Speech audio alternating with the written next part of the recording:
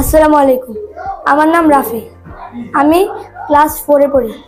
আজকে আমাদের টপিক হলো বাংলাদেশের প্রকৃতি। পৌষ ও মাঘ এই দুইটি মাস নিয়ে শীতকাল। শীতকালে প্রচন্ড শীত হয় এবং উত্তরে হাওয়া বয়। শীতকালে খেজুরের রস দিয়ে আমরা নানা রকম পিঠা পুলি বানাতে পারি, যেমন চিতই পিঠা, ভাপা পিঠা, পাটিসাপটা এবং পুলি পিঠা।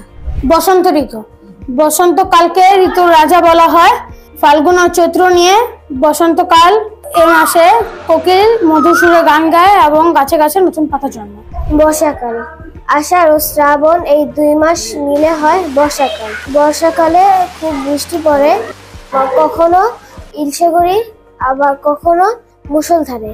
বর্ষাকালে নদী নালা খাল বিল পানিতে ভরে যায়। বর্ষাকালে কদম কেয়া ফুল ফোটে। গ্রীষ্মকাল। বছরের প্রথম ঋতু হলো গ্রীষ্মকাল।